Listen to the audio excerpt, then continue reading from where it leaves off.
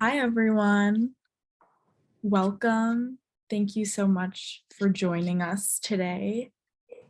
It is the Brooklyn Rail's 693rd New Social Environment. I'm Eleanor, the Programs Associate here at the Rail, and I have the immense pleasure and privilege of being your MC today for a conversation featuring Arne Glimcher and Phyllis Tuchman. We're also thrilled to welcome poet Barrett White here to close today's program. Before we get started, the Brooklyn Rail acknowledges Black Lives Matter and that here in New York, we are on Lenape-Hoking, the unceded land and waters of the Wappinger, Canarsie, Munsee, and Lenni Lenape people of the Delaware Nation and Chinook Nation.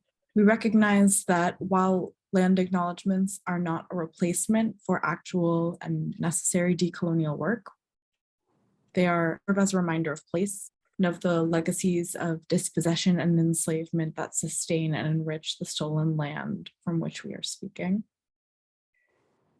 And now to introduce today's guest and host.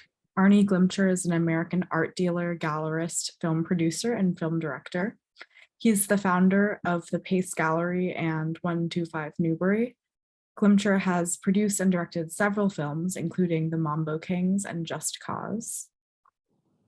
Critic and art historian Phyllis Tuchman teaches and writes about art, primarily sculpture. She has taught at Williams College, Hunter College, and the School of Visual Arts. She is currently writing a book on the life and times of Robert Smithson and is an editor-at-large for the Brooklyn Rail. And we are so honored and grateful to be joined by Phyllis and Arne today. And I'm very excited to pass it over to Phyllis to get us started. Thank you, Eleanor. Arne, it's like a thrill to have you as our first gallerist, as a guest on the NSE. To start us off, I was wondering, when you recently united all of the Pace galleries in New York City under one roof on West 25th Street, why didn't you include a project space? I don't know. I don't know. It's a good question, but I guess I didn't include a project space so I could do my own project space in Tribeca.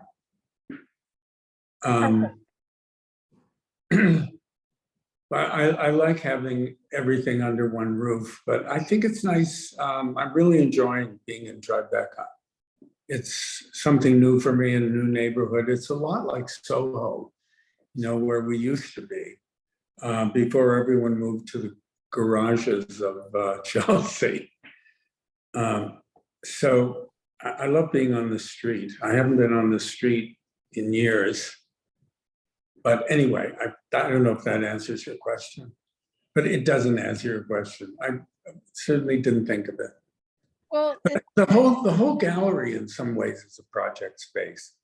There are 4 exhibition spaces in the gallery, and some have very adventurous exhibitions in them. Like Torquazi Dyson right now has 2 floors of very adventurous projects.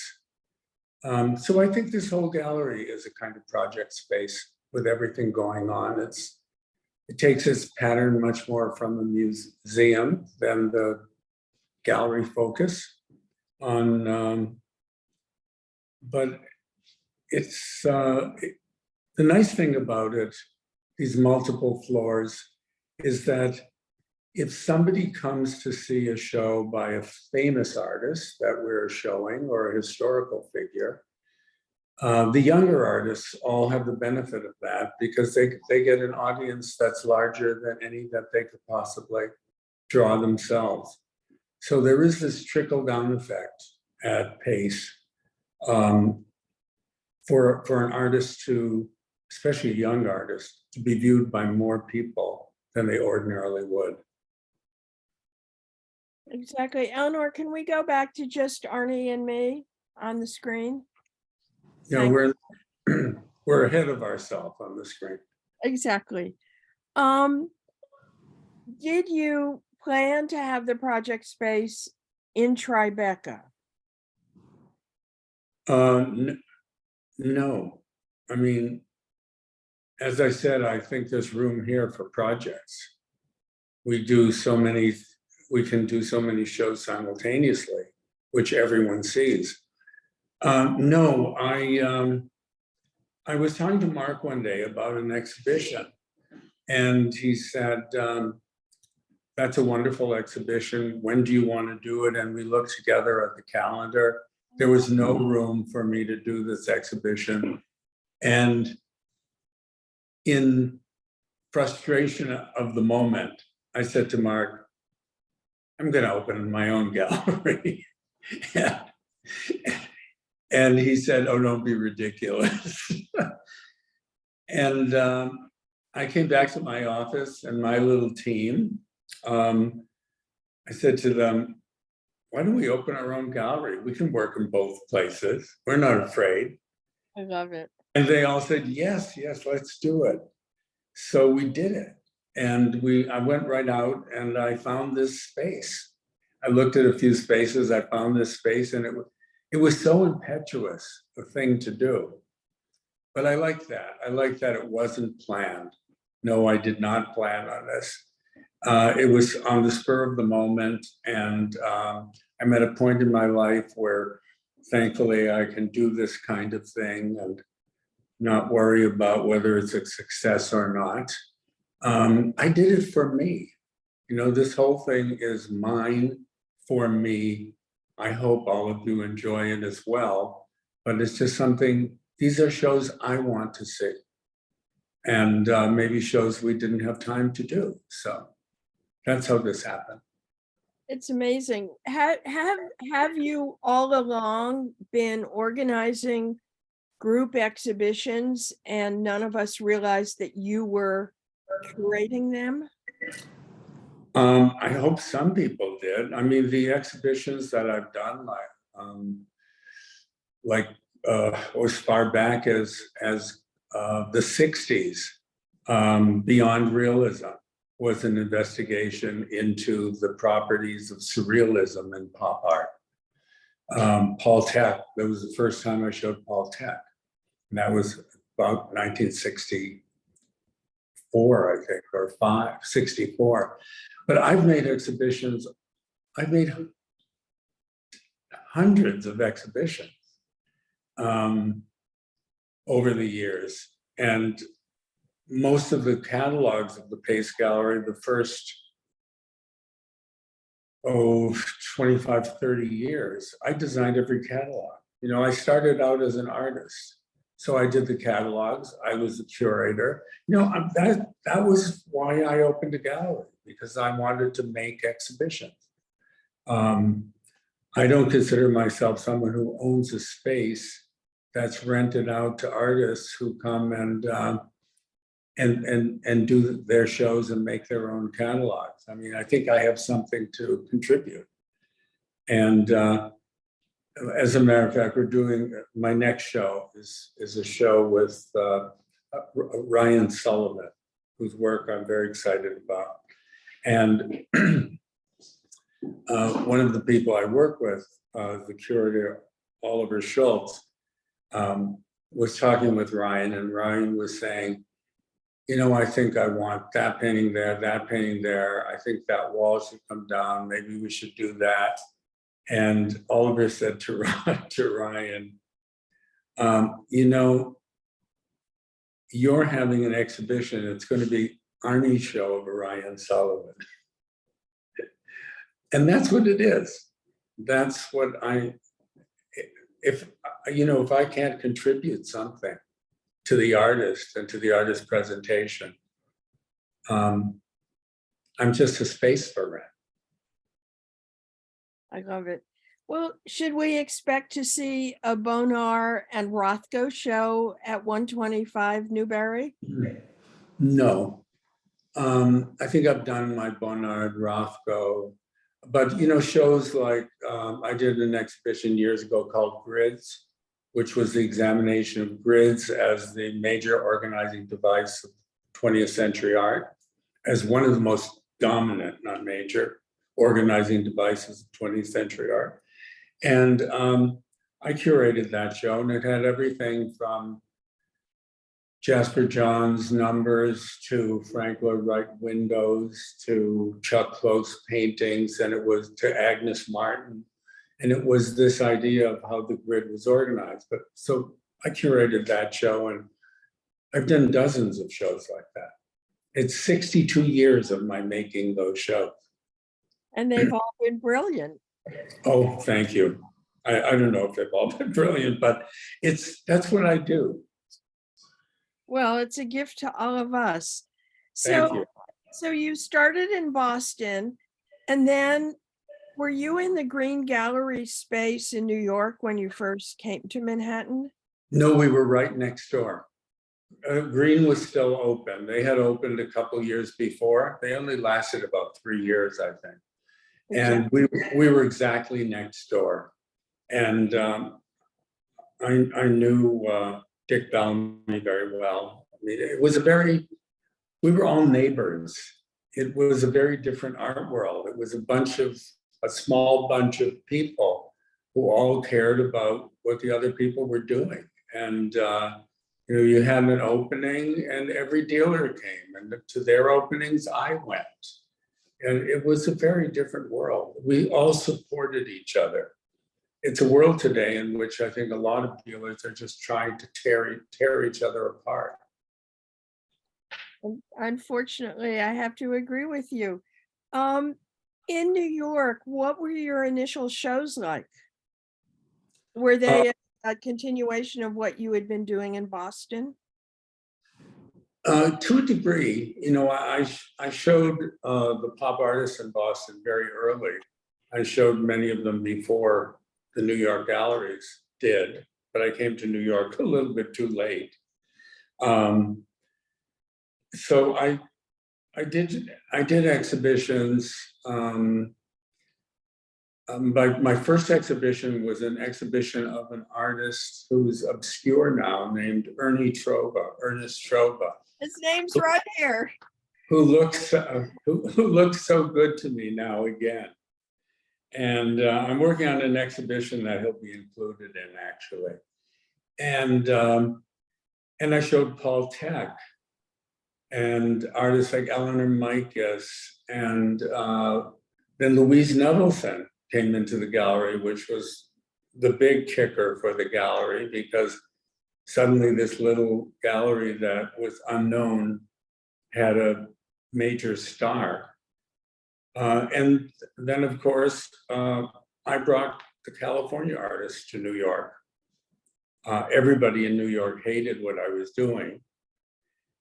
We were a very popular, unpopular gallery, but we were called, minimalism, of course, has been one of my fortes, and it was called Slick, and it was called She, and the Pace Gallery was derided a great deal for what we were showing. And then when the California people came, and Larry Bell and Bob Irwin and Craig Kaufman and that group, which I loved, New York thought there was no other art except art that was made in New York in this country.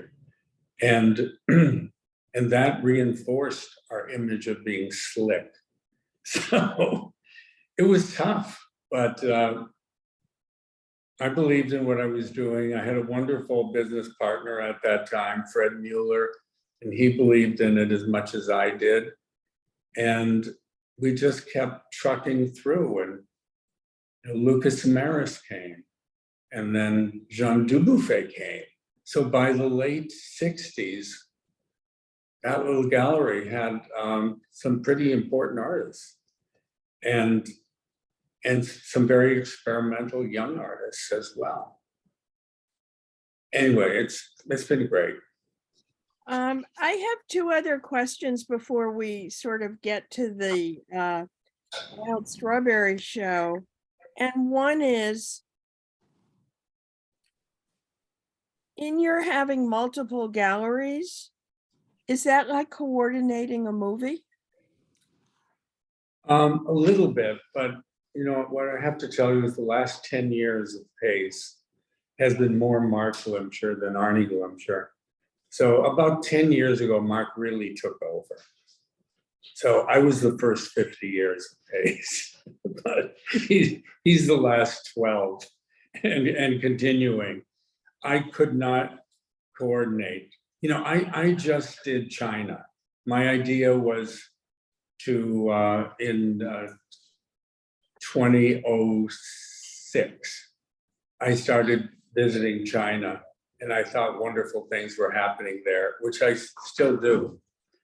And I wanted to expand the gallery into Asia because I cared about the artists, not because I was trying to sell Western artists. You know, I wasn't going to be a carpetbagger. I wanted to have an Asian gallery run by all of the people in China who knew, and I was very lucky to get the best dealer in China, Lang Lin, to come with me. And he's been extraordinary. And that was a great adventure, which of course now has been squelched by the current government in China. You just can't do anything in China anymore.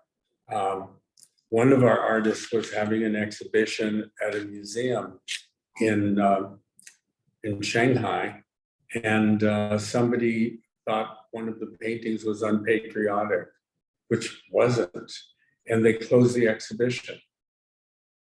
And another artist was having an exhibition, and they postponed it so they could vet all of the paintings and see if there was anything objectionable, or if any of the lenders were objectionable. So, I mean, it's a whole different world now in China. So we are no longer in Beijing. We had a wonderful run. We opened in 2008. And I must say it was great. It was a fantastic adventure in my life to be back and forth to China like that. But I had been in China in '83 when there were only bicycles in China. You hardly ever saw a car. So it was a marvelous arc of existence. And but we're in Hong Kong and we're in Seoul now. And the gallery in Seoul is next to New York, our most successful gallery. Wow. In these 50 years of having a gallery, painting was primary, sculpture, photography, installation, video. How did you keep up? I love it. You know, you just keep all of the pores in your skin open for signals that are happening in your environment. You know, I love art. I don't care about the medium as much as I do about art. So it's like if no one ever made art again as we know it, it doesn't mean that there wouldn't be artists. You know, it's out there, something is happening that you don't quite know about and you want to reach for it. And so, you know, there'll always be artists and there'll always be invention. And I love art history. I love tribal art.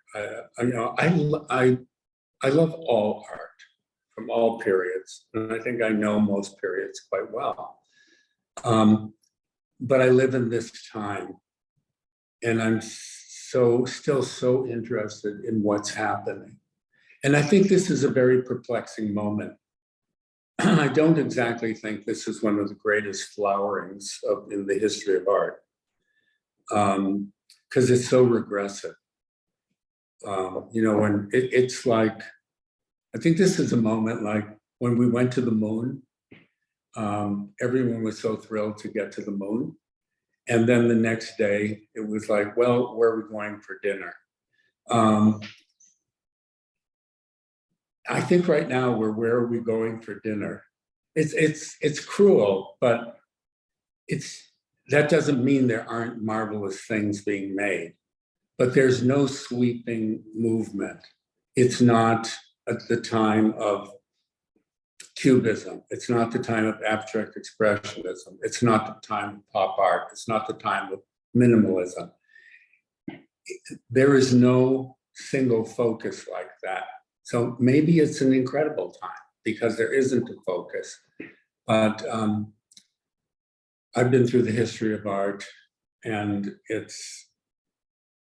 there's always been some kind of conversion of events that creates something new and great. And what is surprising is that the conversion of events that's happening now, whether we like it or not, is so dynamic. Climate change, political upheavals all over the world, refugees. I mean, you would think that this moment would cause some great explosion. Because these movements are artists who individually made their own work. You know, we brought them together as movements. They're not movements, you know. How different is Klaus Oldenburg from from Andy Warhol? You know, it couldn't be further apart. But we put them together in movements. So I think it's a very curious moment. I think something incredible is going to happen. I just hope I can live long enough to see it. I'm with you. Totally with you. Can we have the first slides of Wild Strawberries?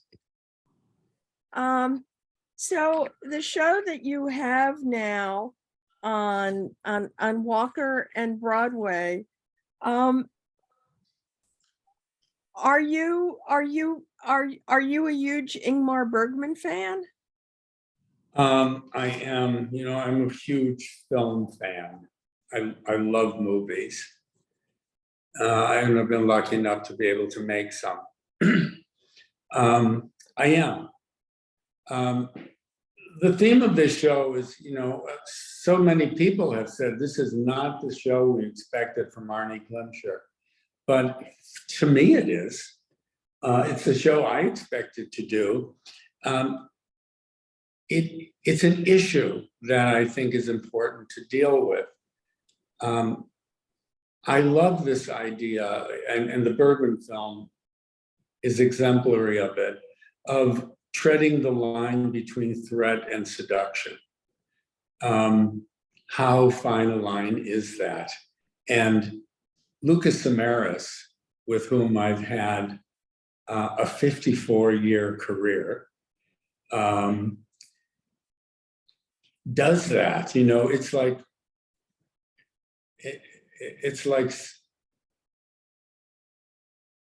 his work is a bit like scuba diving, and you see this extraordinary reef fish, and you want to reach out and touch it, and you pull back because you're afraid it's toxic. So I love that idea of how beauty can be toxic, and toxic can be attractive. So, you know, it's like Katie Ryan's slice of melon on the floor that we're looking at. It's a rotting piece of melon, and it's so beautiful. It's made out of the most wonderful stones and minerals. And if you looked at that rotting on the counter, you turn away. But she's captured that where it's absolutely ravishingly beautiful and glittering.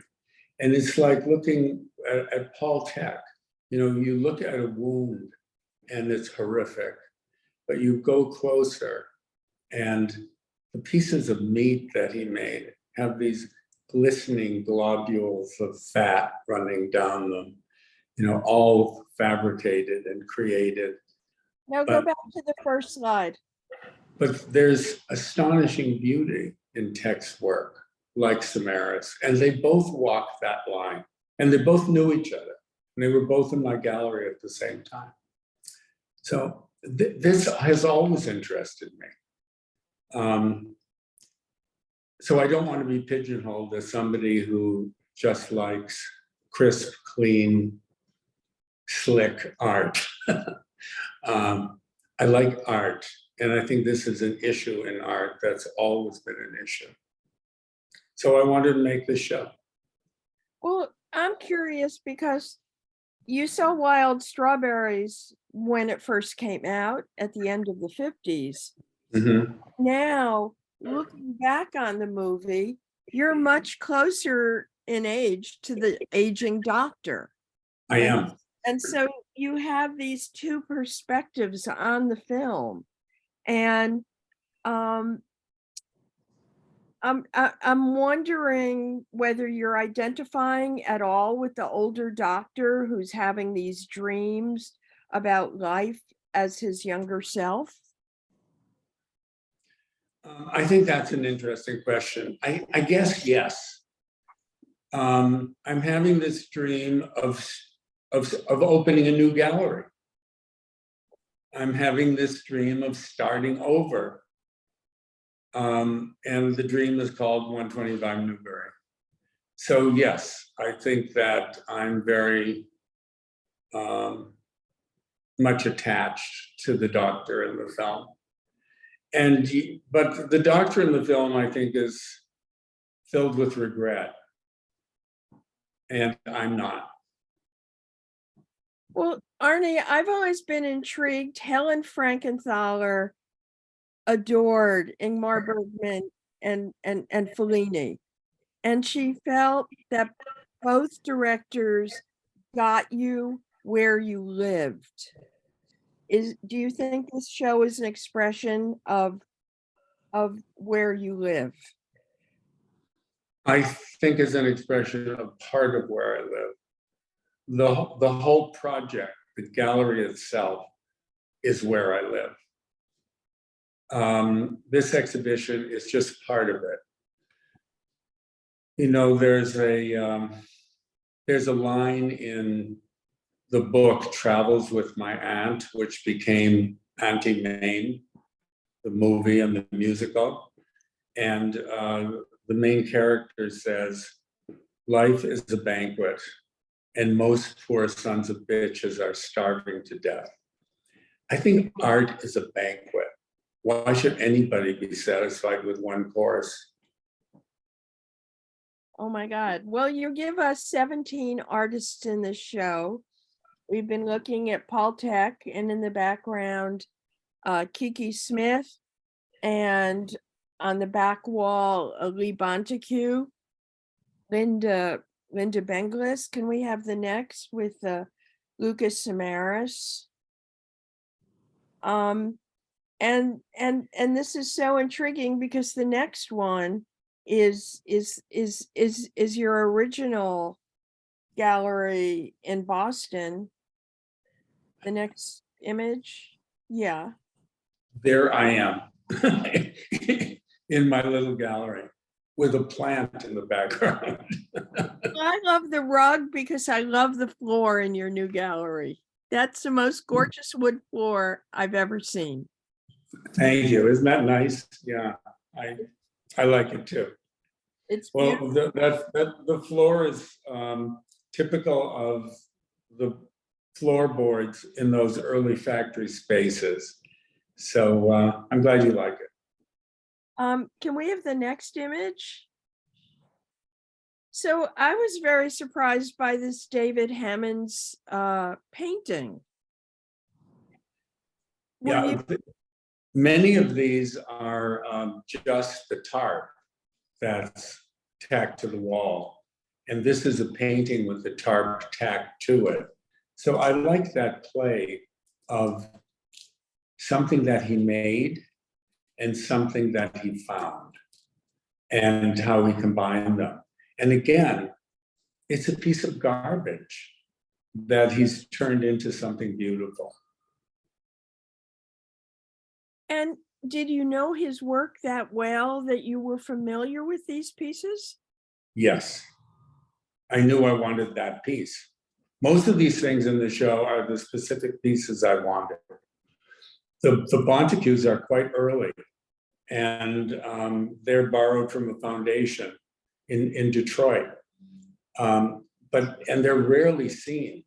You know, they've been in Detroit for many, many years, and there's 3 great Montagues, and they all come from that foundation. So yeah, each work is specific to the theme of the exhibition, and also to each other. Well, can we have the next image? I mean, we have there's that wonderful Montague in the case. It's Yeah, a miniature Montague, but it tells you everything about the work that's going to come after that. and it was surprising to me as a critic, if you think about Samaras, Paltak, Lee Montague, they've been in and out of fashion. Yeah. Well, I'm not interested in fashion. You know, we all benefit from fashion, but these are things that are real and things that come in and out of favor, but their imprint on the history of the time and their influence is so huge. And look at Linda Banglis. I mean, Linda Banglis now is as hot as she could possibly be in her 80s. And there were periods when people weren't interested in the work, but you just ride them out. You know, when you have long relationships with artists and you have a long career, you have the option of, you know, riding the next wave of horses or staying with yours. And it's very fulfilling to stay with people. Robert Irwin, you know, I've been with him also for 55 years. Wow. And he's 94 and making wonderful, wonderful work. So how satisfying is that? Now, he's not on everybody's tongue, but he's one of the greatest artists of our time. Oh my God. The last time I was at the Getty, I really walked through the Robert Irwin gardens. They're astonishing.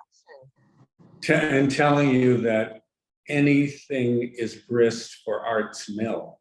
You know, that whatever material you thought was suitable for art, whether it's flowers or Hammond's tarp that he found on the street. It's about art. It's, you know, the person who exemplifies that so much is Tuttle.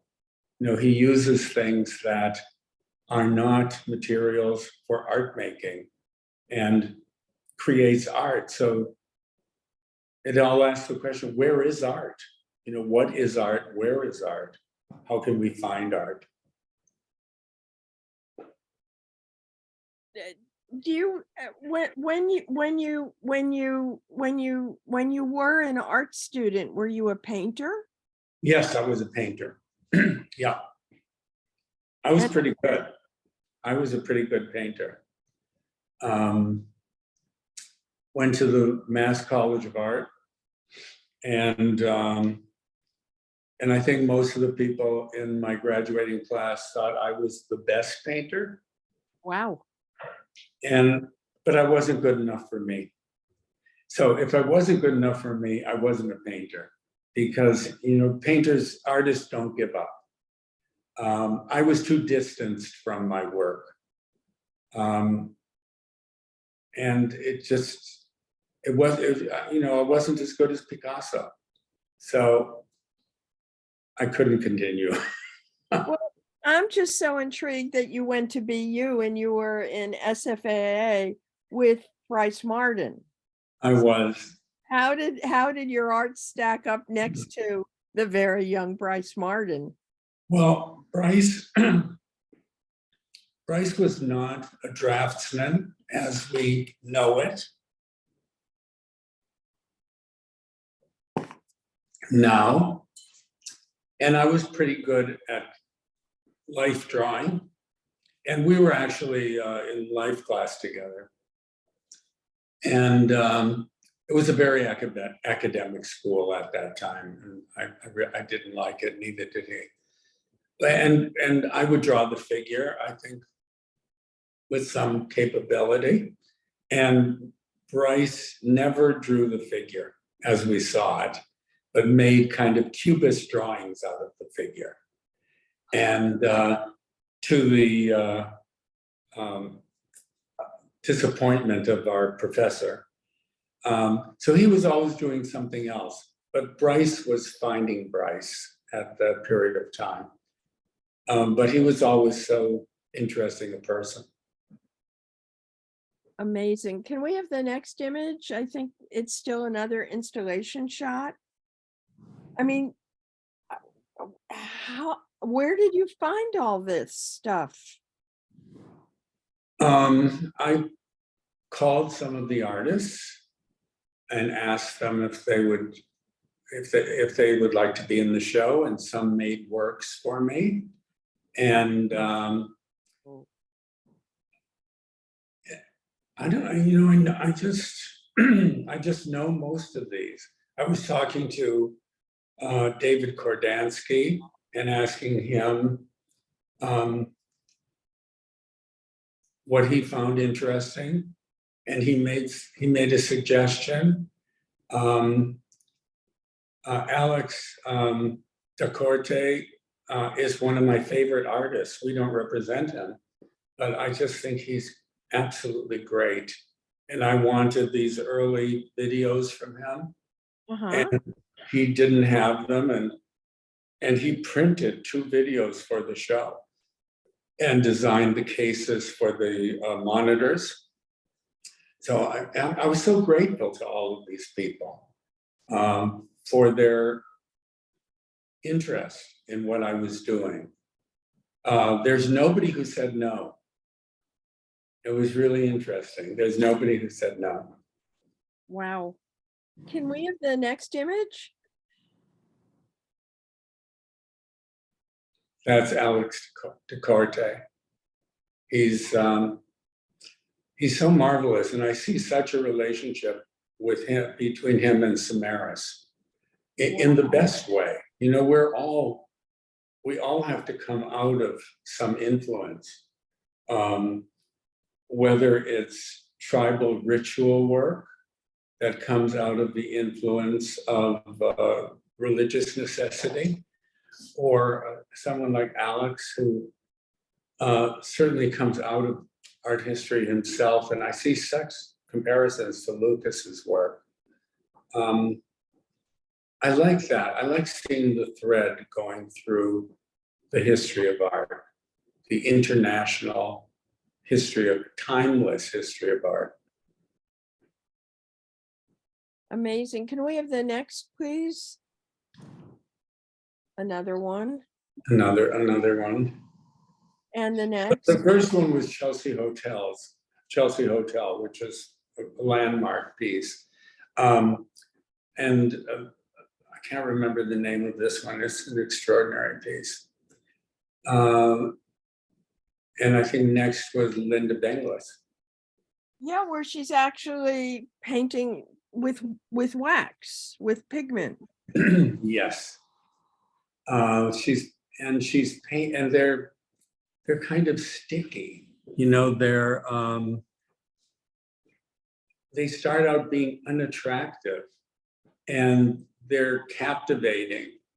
They're like giant tongue depressors. I mean, it's the weirdest shape to be working on, so that you have the object and then what the object is made of.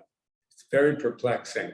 So you're drawn into it like a honeycomb, the stickiness of honey in a comb. I love these works. They're quite rare. Yeah, and the next one, we have 2 of them. I mean, it's a gift for you to put these on the wall of the show. Thank you. Thank you. And now, It's a gift to me too, to have them. Look at that marvelous Montague. It's like a big Montague. It's like an embryo of a Montague. You see all of the tendons and ligaments and nerves being built. and we have a sequence of Montagues, the next one. So that's all. It's like a prison cell, isn't it? And it reminds me of Gober. And it does, yeah. And of course, Gober is right across from Montague in the installation. We have another Montague coming up. And that's a marvelous piece too, a ferocious piece. And the whole projection coming forward is all made of bits of found pieces. And Arne, did you know this work from way back when, and you always remember? No, I didn't.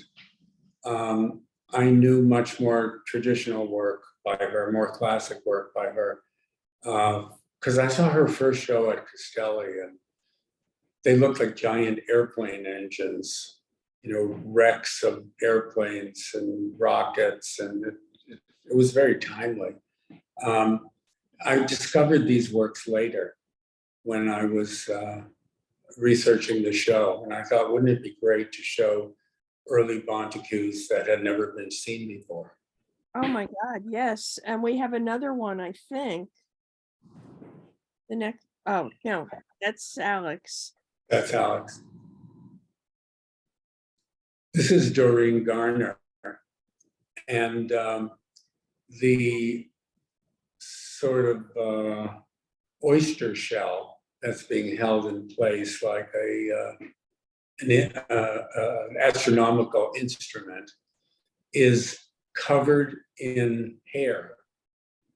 And the interior is jewels and fabric and acrylic lacquer. Very seductive and very erotic. But most of this work is erotic. And how did you know her work? She was a complete surprise to me. She shows in a gallery across the street from 125 Newbury, or down the street. And her work was brought to my attention by Oliver Schultz. So, and I like the relationship to Paul Tech. You know, it is a kind of meat piece. So it worked in the show. And she's a very interesting artist who's quite a famous tattoo artist, and has more recently made exhibitable pieces. But she's always involved with this concept of meat. I love it. I mean, this is you as a young person. Can we have the next one? Well, this is a specific work that I wanted because I think it's one of the toughest and most provocative works. And I hope, you know, we would have works in the show that would alienate people. So I knew this work, and I knew it was in Bob Gober's collection. And I called him and I asked him if he would lend me this piece from his collection. And he immediately said yes. And I'm so grateful. It's a fantastic work. It's called Man Out of Woman. And it's just another astonishing corner piece. And it's wax. So think about that. Paul Tech's works are made of wax. Besides Madaro Rosso, I don't know any other artist who works in wax exclusively. But Linda Banglis is wax. Paul Tech is wax. He's wax. Kiki Smith, if we have that slide. Yeah, coming up. Of the Virgin Mary is wax. We talked about this. Let's go ahead. To the Kiki. Yeah. I mean, Kiki always blows my mind because I knew Tony Smith, and it's kind of astonishing you have a history with both of them. I showed Tony Smith while he was alive, and we show Tony Smith's estate now. And I knew Tony very well, and I knew Kiki when she was very young. And I love her work, and we've been together about 30 years. It's hard to believe. But I remember a few years ago, she said, you know, it's our 25th anniversary. So I think now it's about 30. This is a wonderful piece. It's called The Iceman. And you might recall that maybe a dozen years ago, they found frozen in the tundra a man, and they called him the Iceman. This is exactly as they found him. And Kiki Smith was inspired to make a sculpture from the images that she saw of him. And this is cast in translucent plastic, acrylic. And it's haunting because it's a three-dimensional sculpture. And at the same time, it's like an impression of a sculpture. It has no real weight, and it hangs on the wall. And then there's another piece that's made of wax, which is the Virgin Mary. Yeah, the next one. This is a piece from '92 that Kiki kept for her own collection. And it's made of wax. It's a life-size figure. And she said that, you know, in the Catholic faith, which she was brought up in, that there were very few female heroes. And she wanted to glorify the Virgin Mary by showing all of her. And it's a very powerful sculpture. But again, at first, there's a repulsion and then a great attraction. Wow, you have so deeply thought this out. Arne, would you mind taking questions? No, it'd be my pleasure. So, Thank you so much, Arne and Phyllis. This has been a really fabulous conversation. We do have a bunch of questions from the audience. First one is from Michael Wolf, and I will be asking on behalf. Kiki Smith's Virgin Mary and Iceman have a prominent place in this show. They are the first pieces that grab your attention when you walk in the door. Can you talk about why you chose to give them such a prominent place? Well, they're not the first images. The first images are Paul Tech. And these are behind Paul Tech. I divided the gallery to be able to make 2 rooms. And I wanted something powerful to draw you back into the space. So when I'm installing or designing an exhibition, I'm always interested in what the exhibition looks like as you go through it and what the exhibition looks like as you come back and go out. And I always try for the reverse to be as powerful as the entrance. So they just worked. I needed the scale to bring you back, because I had several pieces that were small. But it had nothing to do with my featuring Kiki. I wasn't featuring anyone in the show except Wild Strawberries. Thank you, Arne. Our next question will be from Andrew Woolbright. You can go ahead and unmute. Hi, Arne, thanks so much for the talk. I just wanted to ask, I first heard about the show before I knew you were involved in it. And someone was like, there's a David Hammons and a Hannah Wilkie over on Broadway, and you should go check it out. And was kind of stunned by it that so many of the artists in the show are kind of difficult to put in group shows typically because of how much force or affect there is to their work. They make great solo artists, but are difficult to balance. And I think you really pulled that off. And so I just wanted to ask about how you're thinking about balancing, forceful, affective, like really artists working with a lot of stakes and putting them together. And in a very specific way, at this point, after all the shows you've curated, do you work with models, or like, how are you figuring out how to place the work when you're doing your research? Interesting. Yes, I work with models. I never used to, but the last 10 years, I've started to work with models, and I actually started before that. I've done a whole series of Picasso shows, and those had lots of works in them. So, and the reason I started working with models is when you borrow things from museums, there's going to be a courier that comes to hang them, and you have an appointment at that moment to hang the work. So you have to know what you're doing. What I'd rather have is everything just piled up in the middle of the gallery, and then I could just take things and push them here and push them there. When I do an exhibition of one of my artists, that's what I do. I try not to do a model. I try to do, I just make sort of sketches. But this, actually my assistant just gave me this. This was my first sketch of the installation. Before I made a model, I did, a drawing of where the pieces would be, where I imagined them that they would be. But yeah, I work now on a little model.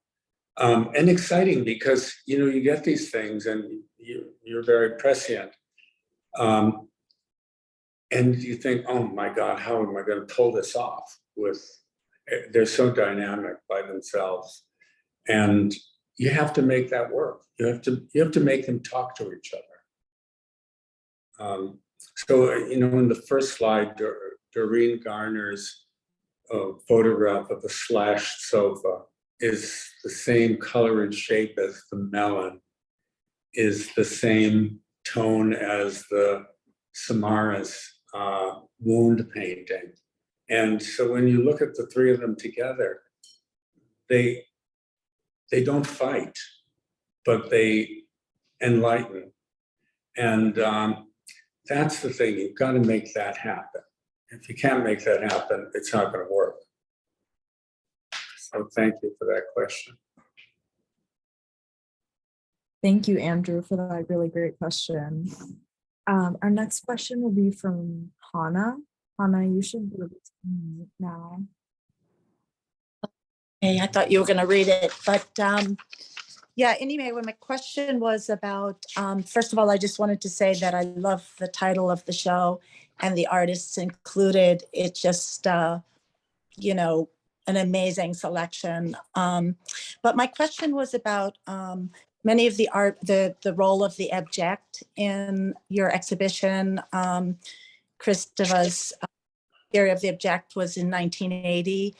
And I was wondering, what prompted you to select that for your first exhibition in 2022, and and the role of that with the artist that you selected.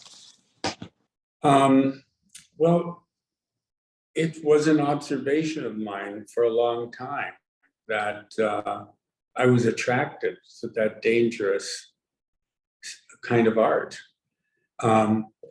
If I was going to have my own platform that was not attached to pace, that would allow me to deal with the artists that were represented by other galleries artists I liked and respected so much.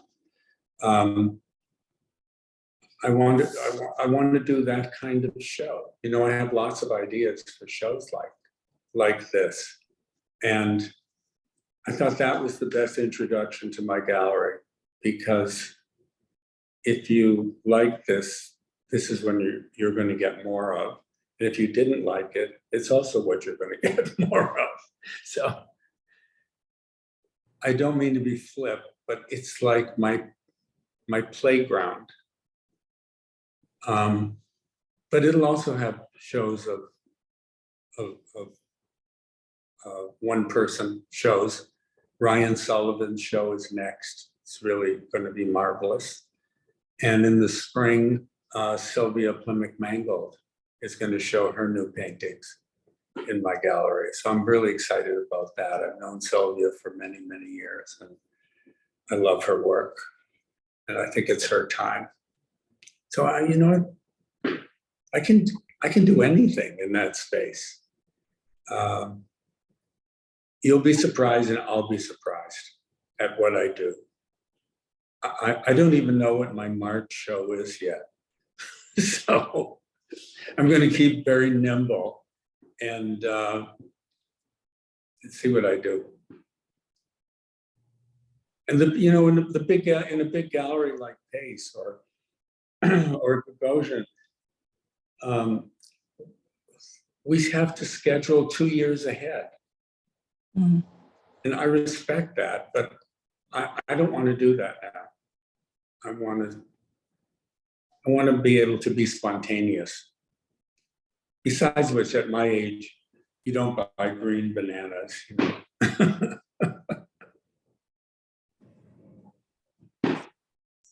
Thank I you. hope that answers your question. Oh, yeah, thank you. That was interesting. Okay. That was a great question, Hannah. And thank you, Arne. We have another question from Richard Toscano, which will be asked by my colleague, Chloe. Yeah, hello. Okay, I'm going to ask a question from Richard Toscano, who is wondering, Arne, if L'Avventura and Red Desert, which are also very introspective like Bergman, with a narrative running from experience to reverie, ever cross your mind at times? Oh, yes. I am a real film buff. And when somebody mentioned Fellini before, Fellini is absolutely one of my favorite artists. I did an exhibition, talking about the exhibitions I curate, I did an exhibition some years ago that nobody came to see. I think it was too early. And it was called Drawing into Film. And I showed directors' drawings. And I had Fellini's drawings, I had Orson Welles' drawings, I had the greatest drawings, and published a wonderful catalog about it, and showed the drawings and the film sequences that they were preparatory for. Marty Scorsese's drawings. I mean, I had Raging Bull, and it was one of the best shows I've ever done that very few people came to see. But that was about 18 years ago, or maybe even a little more. And I did this elaborate installation with posters hanging from the ceiling and studio lights on the ceiling. And the gallery was black like a theater. And I opened the door and, people trickled in. But today I think it would be a big hit show. But I had the most amazing, Walter Houston's drawings had the most amazing things. So I do think of film a lot. Thank you so much for that answer. While you were answering, the Richard who asked the question said he saw the show in 1993 that you're talking about. Oh, thank you. Thank you. 93. Wow, that's a long time ago. Yeah, thank you so much. Wonderful. Thank you so much, Chloe, and thank you, Richard. Phyllis, I wanted to just turn it back to you if you have any closing questions or comments to share. No, but we're cutting into Arne's time, so I thought we'd go straight to the poet. Okay. Okay. Thank you all for your questions. I enjoyed it. Yes. Thanks everyone for the great questions, and thank you so much, Arne. It's been such a honor to have you, and thank you, Phyllis, for moderating a conversation. And we do have a tradition at the Rail of ending our community events with a poetry reading. And today I'm thrilled to welcome our Poet Laureate of the day, Barrett White, to the stage. Barrett White edits the online journal Tagwork.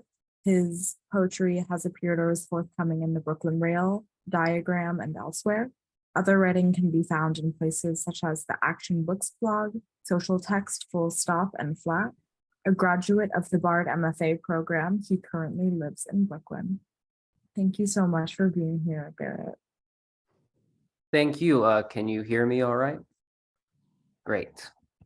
Yeah, so thank you, Chloe, Eleanor, and to the Brooklyn Rail for inviting me to contribute to this wonderful event. I also want to thank Arne and Phyllis for their engaging conversation. It's truly an honor to be in your presence. I'll be reading work from an ongoing project entitled Feedback. Over the past 6 years, I have worked as an adjunct creative writing instructor at various universities. And frustrated by my lack of personal creative output, I realized that most of my writing during this time has been in the form of instructional feedback responding to my students' poems. To create these pieces, I trained an AI language model on every feedback comment I've written in response to student poetry. The AI produces original content based on this source, and I then edit and revise it for clarity, or alternatively, as you'll hear, dysfunction, as these poems reference poems that don't actually exist, often provide misattributions, are overwrought with pleonasm, and in general operate within the uncanny valley of language. The result is a discursive, semi-automated, semi-creative sampling and distortion of the language of poetic craft, as well as an exploitation of words produced under the pressure of academic labor and adjunctification. Feedback is dedicated to my former students who, without their work, this work would not be possible, though none of their actual writing appears in this project. And a sampling of this work is forthcoming in the journal Diagram. So I will begin. Feedback. Good work here, great work here, excellent work here, fantastic work here, wonderful work here, stupendous work here, stultifying work here, sophisticated work here, superficial work here, slimy work here, and I'm so sorry to hear about your cat. This poem hasn't grabbed me yet, but still has a small place in my regular poem rotation. If I had more time, I would suggest that you print out this poem and annotate it for analysis. The rhythms clearly signal the 3 states of praise, but I feel like you are placing the emphasis purely on process, causing a slight flattening or immersion in the poem. I would perhaps tilt this poem about a half step more so that we notice the audience in the presence of the memory image itself. I do want the poet to be viewed more as a force of creation. Poetic depiction often leaves little of the creator, leaving the characters looking back as their non-lives pass before their eyes, stating perpetual themes of greatness stitched incessantly, while always remaining a perpetual art student. This poem has some good moments of plot. I'm a little concerned that you couldn't incorporate the inevitable end into the structure enough to make it interesting. I think the point of this poem was never fully explained. Perhaps this poem is about the structure of language and the mistakes we unintentionally make when engaging with others. I also didn't like the way you labeled one of the lines. I know that the words were meaningless, but it made it feel slightly like there were intentional holes in the writing. I do appreciate how you gave depth to the art of flarf. I haven't read any other flarf that has been done in this way. I think your question is actually partially accurate. Quote, why did I not write a flarf car soundtrack? I don't think I ever found my footing with writing this kind of poetry, and I'm just not interested enough in traditional forms to devote that much time to writing in those. I promise, I actually have plenty of things in progress. Like many people, I would like the end to refer back to the beginning in some way, or relate the end of this narrative. However, I go to what I feel like was the real end before being blocked out of the poem again. So I decided for it to end. It would be nice if there were more that I could relate to alongside the Holocaust in a literary way, less abstractions, or something that involved real life and that my parents were a source of truth and wisdom to me. Too many abstractions, all for the chill, kid, more or less abstractions. In the coming reflections of these poems, I won't be solely interested in finding true connection, understanding, or recognizing the vanished values of the past, yet abstractions. I was also wondering, with the kind of personal verses, is this something that is done with certain contemporaries or people of a certain age, more abstractions? The younger generations are so sensitive to everything that happens around them, full of abstractions. Suddenly conversations sound siren-like when the topic of some war or massacre creeps up in conversation. Smartphones cause some to refuse certain visits to certain parts of the seat of violence in heavily populated societies. Falling in love is no longer a moment's stroll on the beach, as someone once said, or even liking a certain type of music could somehow put you in jeopardy. An entire field of abstractions. Could this go even deeper, such as the images of wars and carnage might manifest themselves in real life, or just abstraction? This is a good poem. It reminds me of the short stories my grandmother used to tell me when I was a kid. I particularly like the narration. What is a social convention in your community that you would like to break? Is this a metaphorical convention? It would be interesting to write something about breaking the social conventions of language. I like the line, quote, "the birds of the air." It makes me think of the line from The Rain in Spain by Ray Bradbury, quote, "What is a bird, a seed, nourished by the wind and thrown into the sky?" I think that breaking the conventions of language might reveal poetry's inherent power to reveal the invisible connections we have with each other. You're probably right, but I'm still trying to figure out which conventions I would like to break and how exactly I would want to do it. And two more. This poem stood out in ways that other poems did not, at least in terms of its emotional impact. The imagery here is experiential. It unnerves, it confronts, it delights, and it condemns. You resolve the tension beautifully, ending in a beautifully poetic couplet. Excellent use of phrases like, quote, "at first I thought it was a spider," and, quote, "finally I realized that this is a thoroughly interesting metaphor." In terms of visual image and imagery, I really like the inclusion of bed bugs. You suggest a few further key points in your model that would help me in undoing the speaker's amnesia and older dreams related to this poem. Great dispersion of colors, patterns, assembly of oversized objects, nice imagery here. Consideration of, quote, "happy germ," and how it might also carry a more metaphorical meaning. You deliver it so poetically here. I'd like to see you build on this deeper meaning in a long form poem. I think some of the stress might be more accurately described as the stresses arising from it not being expected and given any sort of measure or even discernible form. The metaphor of a, quote, "rigorous inspection" gets to the core psychological condition and a cruel, unknowable authority, I think.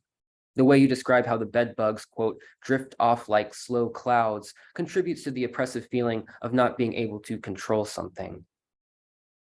And last one. This is a very beautiful poem, and it reads very smoothly for me.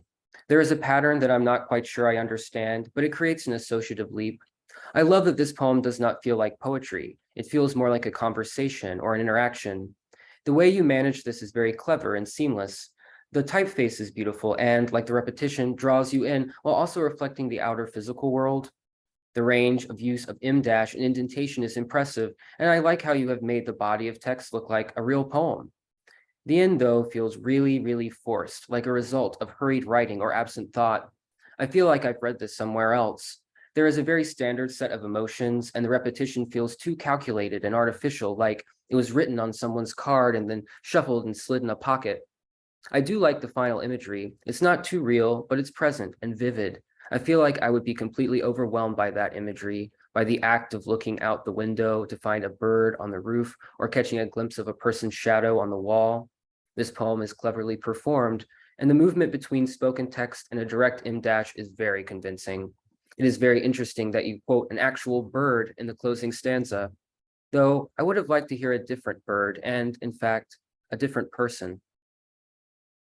Thank you. Thank you so much, Barrett. That was really amazing and special. So glad we got to close out with these amazing poems. And thank you so much again to Arne and Phyllis. We would also like to extend our gratitude to Sarah from 125 Newbury for helping to make today's event possible. We'd also like to thank the Terra Foundation for supporting the NSE program and supporting our growing archive, which you can view on our YouTube channel. For the past 22 years, the Brooklyn Rail has been a platform for arts, culture, and politics in our publication and public events. So please check the chat to donate to support our operations.